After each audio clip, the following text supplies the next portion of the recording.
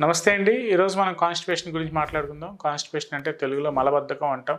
So, జనరల్‌గా ఈ constipation బాగా క్రానిక్ కాన్‌స్టిపేషన్ ఉన్న వాళ్ళకి జనరల్‌గా పైల్స్, ఫిషర్స్, ఫిస్టులాస్ అనే కేసెస్ అనేవి మనకి జనరల్‌గా కనిపిస్తూ ఉంటాయండి.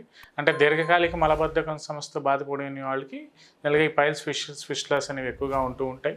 సో, జనరల్‌గా అసలు ఈ కాన్‌స్టిపేషన్ అనేది బేసిక్‌గా ఏంటి? జనరల్‌గా మనకి స్టూల్ చార్ట్‌లో మోడరేట్ 1, 2, 3 అనే కేటగిరీస్‌లో మనకొచ్చే స్టూల్ బట్టి అది ఎలా ఉంది అంటే సాఫ్ట్ స్టూలా, హార్డ్ స్టూలా లేకపోతే లంప్స్ లాగా పడుతుందా అనే దాన్ని బట్టి ఈ స్టూల్ కాన్‌స్టిపేషన్ అనేది కేటగరైజ్ చేయడం అవుతుందండి. సో, దీంట్లో మనకి కాన్‌స్టిపేషన్ అనేది మనం ఏం చేయాలి? జనరల్‌గా తీసుకునే దాంట్లో మనకి ఫైబర్ ఎక్కువ తీసుకోవాలి, వాటర్ ఎక్కువ తాగాలి, రెగ్యులర్‌గా బాడీ ఎక్సర్‌సైజెస్, బాడీ మూవ్‌మెంట్స్ అనేవి బాగా ఉండాలి. జనరల్‌గా తీసుకునే వాటిలో పీచు పదార్థాలు ఎక్కువ ఉండేటట్టుగా చూసుకొని నాన్ వెజ్ అది కాస్త తగ్గించుకొని లీఫీ వెజిటబుల్స్ అవి ఎక్కువ తీసుకుని వాటర్ ఎక్కువ తాగితే జనరల్‌గా ఈ కాన్‌స్టిపేషన్‌ని చాలా వరకు తగ్గించుకోవచ్చు.